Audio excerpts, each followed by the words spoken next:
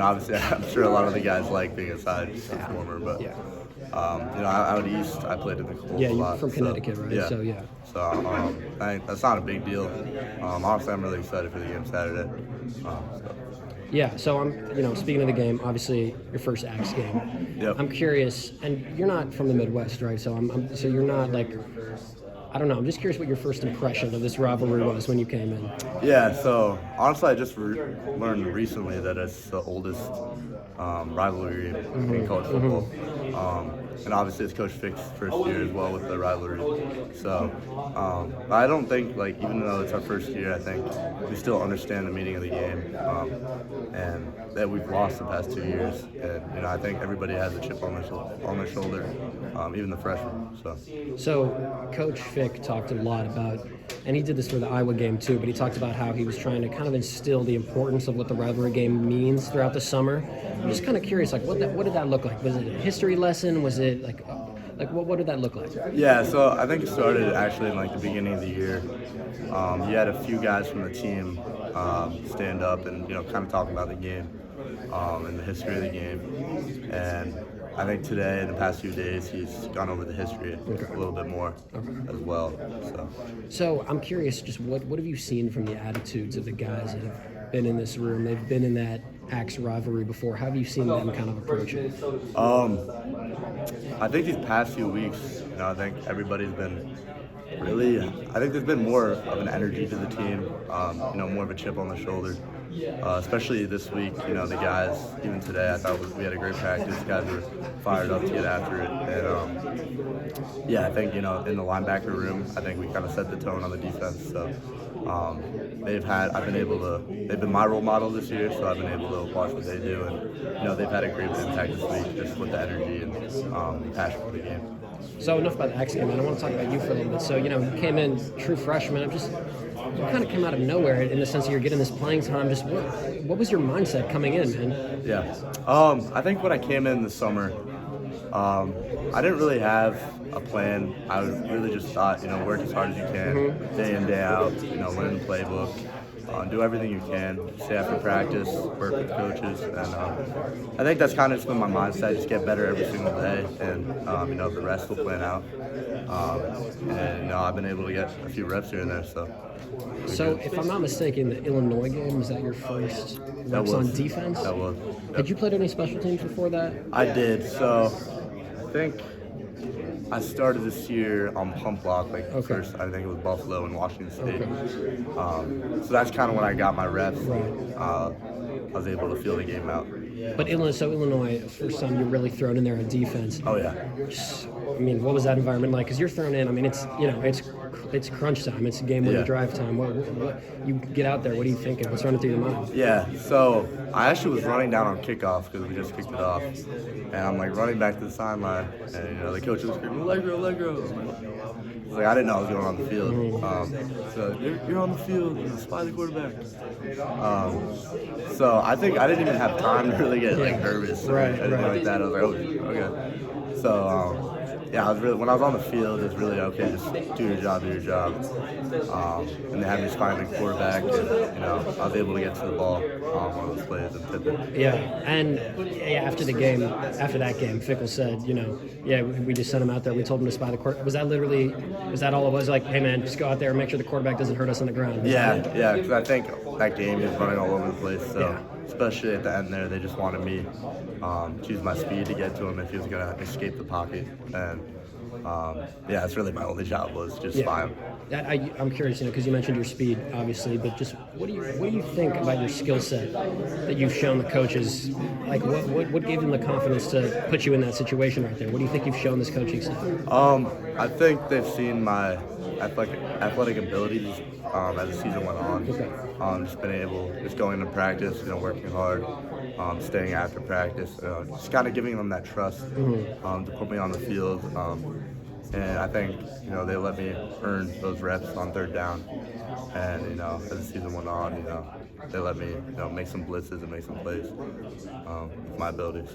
And so, your skill set, it seems pretty diverse, man, because obviously, they trusted you in that quarterback spy situation. Did you play inside and outside in high school as well? Yeah, so I played safety actually Okay. for about 3 years. Okay. And then I took a postgraduate year, Right. and that's when I first played inside backer. Okay. And that's really where I learned the inside backer position. So I think, and my whole life I grew up playing multiple sports. Right. I was a lacrosse kid. Right. So I think I was always just running around everywhere, and yeah. How do you think that your game has developed since the time that you first stepped foot in this building to now? Here you are getting some pretty meaningful snaps. Yeah, I think definitely these past few weeks, I'm just getting more and more reps. It's helped me slow down the game, especially in practice. Just getting a lot of reps, and then once you get on the field, just kind of just realizing that it's just football and it's relaxing your mind.